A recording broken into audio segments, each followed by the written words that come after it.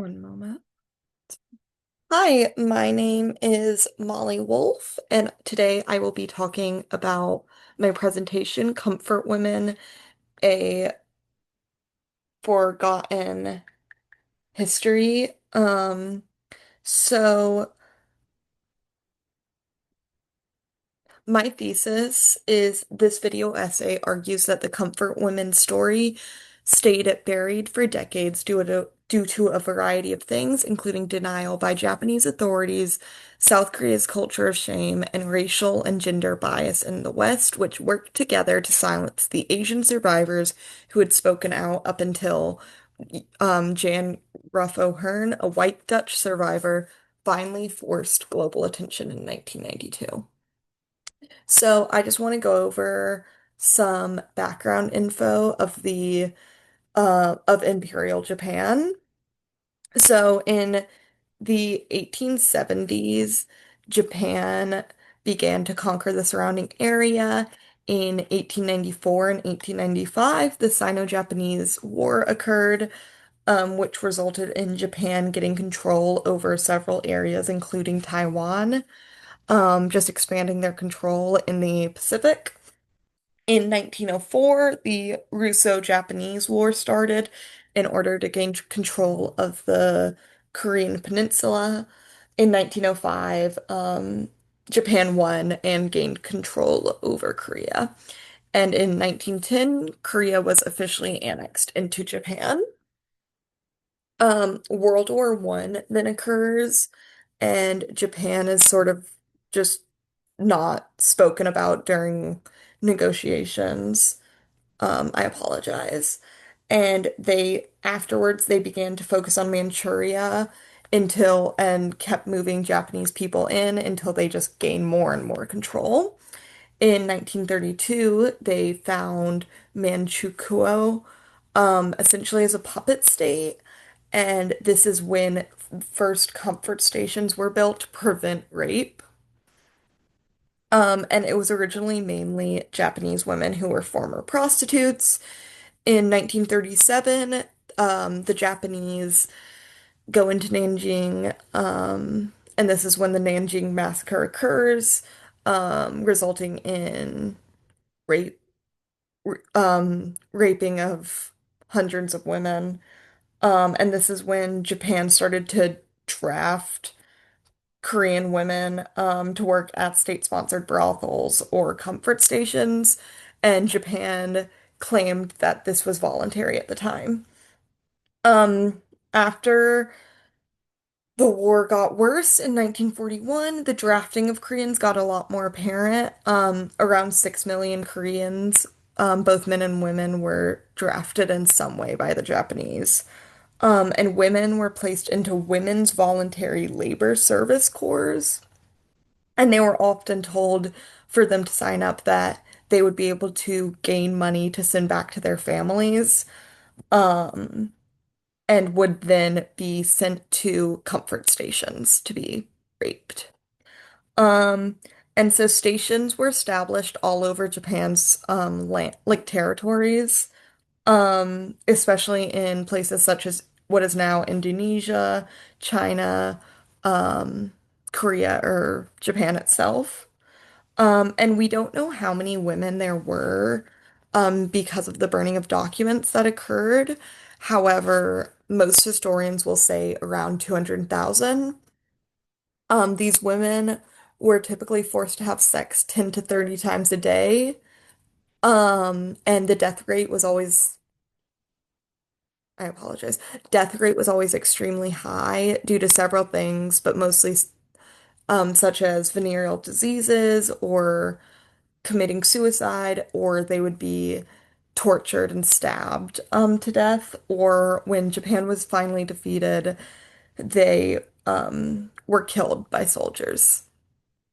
So comfort stations were relatively common knowledge in Japan after the war, with accounts being published starting in the 1940s, like in the late 1940s. But it wasn't talked about in the media that much. Textbooks did not mention it until the late 90s. And Japan denied that the military was responsible at all for any coercion of these women.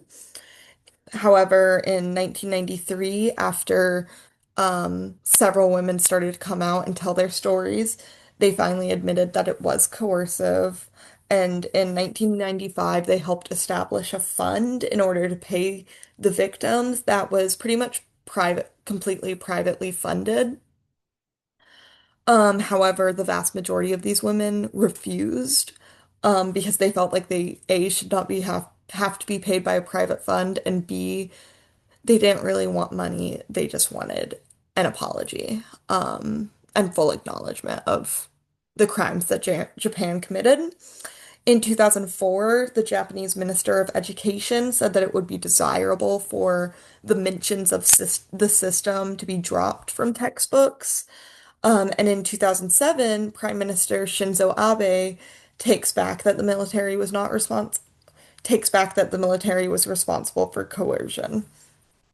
Overall, the Japanese government over the past 80 years, has refused to take full responsibility and caused the wider world to push the idea of comfort women aside until the government had to acknowledge their crimes when the women themselves came out and spoke out.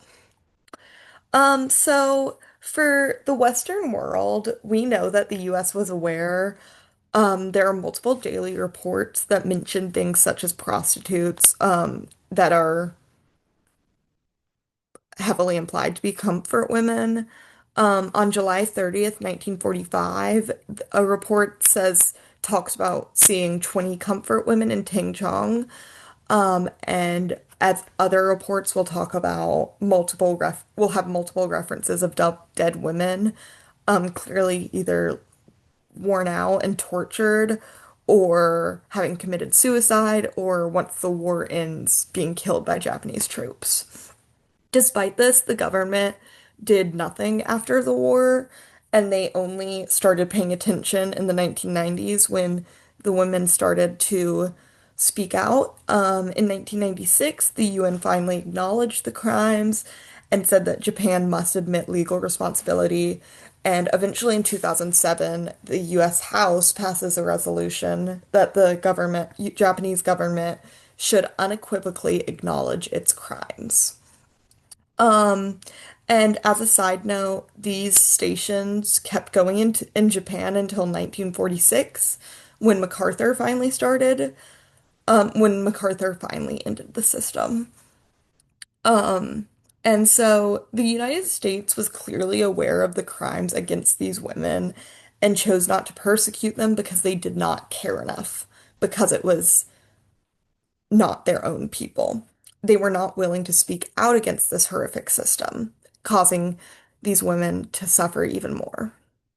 So, after the war, Korea obviously ended up engrossed in a civil war in the early 1950s, and then South Korea was embroiled in a dictatorship until the 1980s. So there was not a lot of change and not a lot of political freedom for people to feel free to speak out for what they believed in. And it was overall just a very patriarchal society.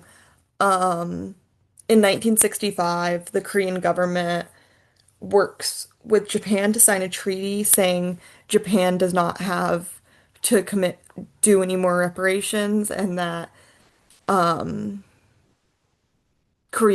South Korea has forgiven Japan for its crimes. However, comfort women were not mentioned at all during these negotiations. In addition, Korea, as I mentioned, was a very patriarchal society, and they had really bad stigmas attached to the ideas of any sexual abuse, and victims of any kind, including by just random happenstance, were really afraid to reach out in Korea for a long time. And Korea allowed for a culture to fester, making it so that women affected by comfort stations were deeply afraid of speaking out and making what happened known to the public. So, however, despite that culture, In the 1980s, the women themselves began to talk about it more. In 1990, a group of women wanted to send a list of demands to the Japanese government when the two heads of state were about to meet. And they knew that they needed somebody to speak out for any this to go anywhere. And they were in August 1991, Kim Hak-sun comes out and talked about her experiences publicly. So, Kim was trained to be an entertainer, but when she is 17, she was abducted by the Japanese military. She was raised only by her mother due to her father being killed because he was pro-independence for Korea. Um, and overall, Kim decided to come out and speak out against in the Japanese government because she was so furious that nobody was talking about it. Um, she had suffered a lot after the war as well. Her husband was somebody who had rescued her. So he knew what she went through and he would abuse her, because she was a comfort woman and had not saved herself for marriage. Um, and all she wanted was an apology. She did not care about the money offered to her. She just wanted an apology and she never got one. Um, and women overall in Korea felt really similar to Kim. They all they felt a lot of shame in regards to what occurred to them. Um, and a lot of the girls were on the poorer side, and they did not feel like they were safe to speak out, and they did not have the means to speak out. But even when that occurred, it wasn't spoken about that much by the Western media. Um, but then Jan Ruff O'Hearn spoke out. So this is Jan Ruff O'Hearn or O'Hearn. So she was born in the Dutch East Indies, in a fourth generation colonial family. She grew up on a sugar plantation, and overall, she was just very prosperous. Um, at 19, her city was invaded by Japan, and she was captured and sent to a prison camp. 2 years later, she was chosen to be a comfort woman along with nine others, and she was constantly raped. She would be have a doctor come and look at her for venereal diseases and then be raped by that same doctor. And in 1992, she chose to break her silence, inspired by Kim and several others. And she became a major public figure for fighting to get justice, especially in Australia, where she had eventually moved. And in 2007, she was invited by the US Congress to speak out against the crimes that she had suffered. But until O'Hearn, the Western world was fairly quiet about the issue. In fact, in 1948, there was a small tribunal about other Dutch women in Indonesia who had suffered sexual crime abuse, but that was the only type of trial for this by Japan. And so international attention really sparked after O'Hearn, and overall, these women and their stories were ignored for 45 years due to the culture, and the racialized idea of comfort women. People in the wider world ignored their stories until they were first forced to look at a European girl like O'Hearn who had been forced into sexual slavery. So, in today's world, things have gotten better, but there's still a long way to go. Japan has still not fully admitted their part in these atrocities. They will often say something and then take it back.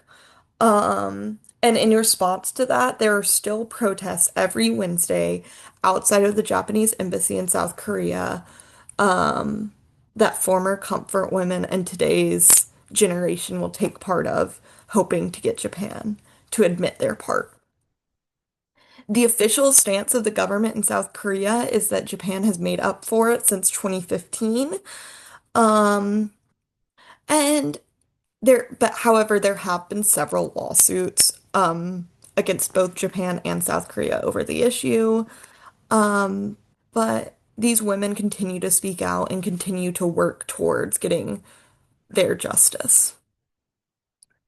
Overall, the story of comfort women has been pushed aside for the past 80 years for a variety of reasons, including strong denial by the Japanese government, the culture of South Korea promoting a culture of shame, and the Western world ignoring this until they saw somebody they cared about to be affected by war crime, by the sexual abuse enacted by the Japanese military. And that was my presentation. Thank you.